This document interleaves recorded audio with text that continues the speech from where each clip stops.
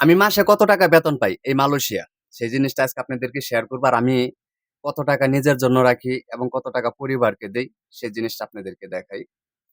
তো চলেন। তো প্রতি মাসে আমার পরিবারে ১০,০০০ টাকা খরচা লাগে। ১, ২, ৩, ৪। এই যে ১০,০০০ টাকাটা আমার পরিবারের জন্য রেখে দিলাম। এখন বাদবাকি টাকাগুলো আমি কি করব সেটা আপনাদেরকে বলি। এবং যারা প্রবাসী ভাই আছেন তারা মনোযোগ সহকারে ভিডিওটা আমার দেখবেন। হয়তো দেখলে আপনাদের একটু হলেও কাজে লাগবে। কারণ আমি দীর্ঘদিন প্রবাস মানে থাকতেছি। এখন বর্তমানে কোনো ক্যাশ নাই। তো যখন থেকে এই পদ্ধতিটা মানে আমি এই ইয়াটা নিলাম, সিস্টেমটা নিলাম তখন থেকে মাশাআল্লাহ এখন মোটামুটি ভালো পর্যায়ে আছি। তো ভিডিওটা যদি ভালো লাগে পুরা ভিডিওটা দেখবেন। যদি পারেন শেয়ার করে অন্যদেরকে দেখার সুযোগ করে দিবেন। এখন পরবর্তীতে আসি। আরো ৳১০০ এক্সট্রা রাখলাম।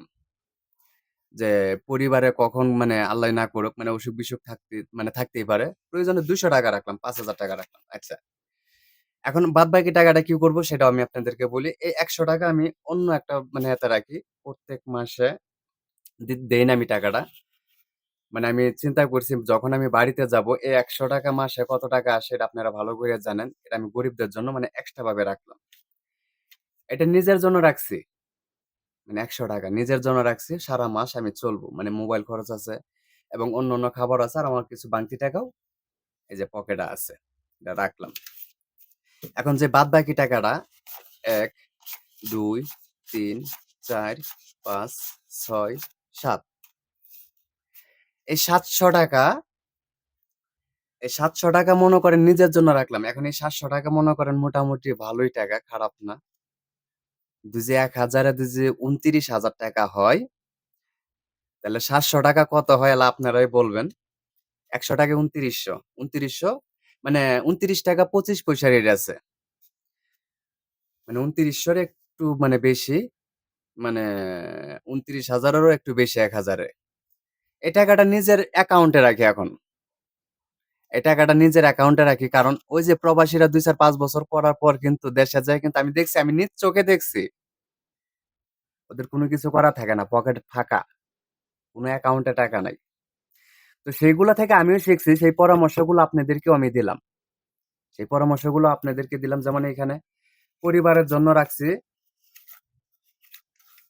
আপনার হইতেছে গা অ্যা ৬,০০০ মানে ৳১০,০০০ র মতো পরিবারের জন্য রাখলাম।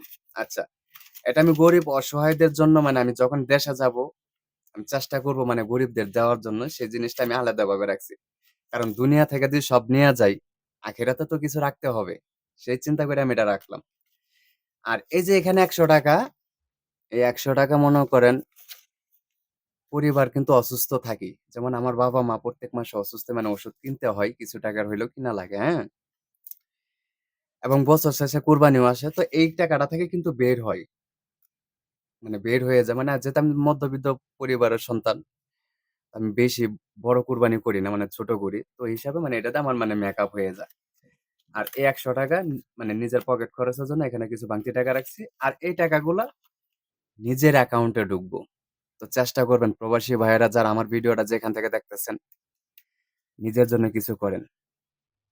বউ বলেন, সন্তান বলেন, বাবা-মা বলেন, এটা না থাকলে আপনার কেউ আপন না। আপনি প্রবাসেও কামলা ছিলেন, দেশে যেয়েও কামলা খাটতে হবে। এজন্যই বলি নিজের জন্য কিছু করেন। আমি যতগুলা টাকা রাখছি তা রাখতে হবে আমি এটা বলি না যে সব টাকা রাখতে হবে তা না। এইখান থেকে যদি আপনি যদি এই টাকাগুলাও রাখেন ১০০, ২০০, ৳৪০০ রাখেন, তারপরেও আপনি যখন দেশে যাবেন এই টাকাটা আপনার সম্বল হয়ে দাঁড়াবে, কিছু করতে পারবেন। এজন্যই কথাগুলা বলছি। তাই বুঝি এই না যে আমার কথা শুইনা বাপ-মার সাথে মানে করবেন না। কখনো এইরকম করবেন না। বাপ-মার সাথে ভালো আচার-আচরণ করবেন। কারণ বাবা-মার দোয়া হচ্ছে সবচাইতে বড় দোয়া। এই দুনিয়াতে যদি আপন কেউ যদি আপনার থাকে সেটা হচ্ছে বাবা-মা। আর কেউ আপন না। আপনি নিজের হাত, পা যা দেখতেছেন এগুলো আপন না। তো বাবা-মাকে সবাই সেবা যত্ন করবেন।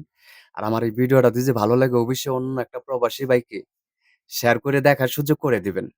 একটা কমেন্ট রেখে যাবেন। তো সবাই ভালো থাকবেন। আমি মালয়েশিয়া থেকে বলতেছি রাকিব। আসসালামু আলাইকুম।